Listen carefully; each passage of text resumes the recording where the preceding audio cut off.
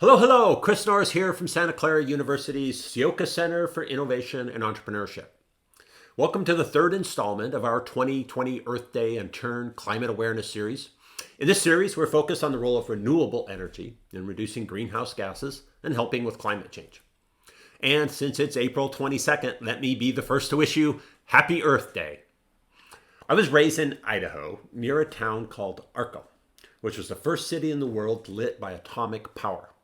My dad worked as an engineer at the Idaho National Labs, and his first reactor project was called EBR-1.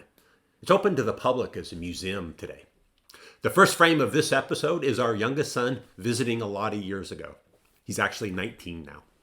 Nuclear power is actually considered to be a form of renewable energy, but its other environmental problems have kept it from achieving its long-term potential. We talked yesterday about solar being one of the least expensive forms of energy. Like solar, wind energy is also renewable and inexpensive. Combined, both wind and solar comprise about 8% of the world's total energy generation. Why not more? The main problem is intermittency. Here's how it works. Energy that we use all the time and that doesn't vary much from day to day is called baseline energy. Hydroelectric power, basically dams on rivers, nuclear, natural gas, and coal are all sources of baseline energy. For surges in energy use, like during the middle of the day or on hot days where extra energy is needed, this is called peak energy.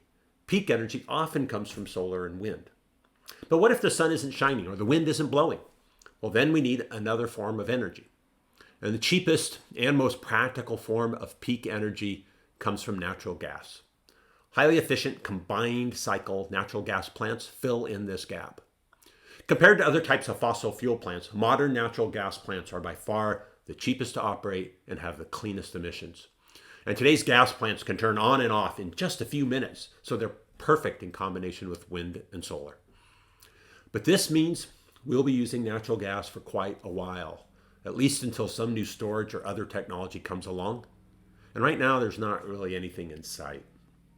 It takes time and money for all this technology to be deployed. But today, about 25% of all existing power generation across the globe is from renewable sources. We are making progress. Tune in tomorrow, and we'll look at some of the technology in wind and solar energy generation. Thanks for watching. Go Broncos!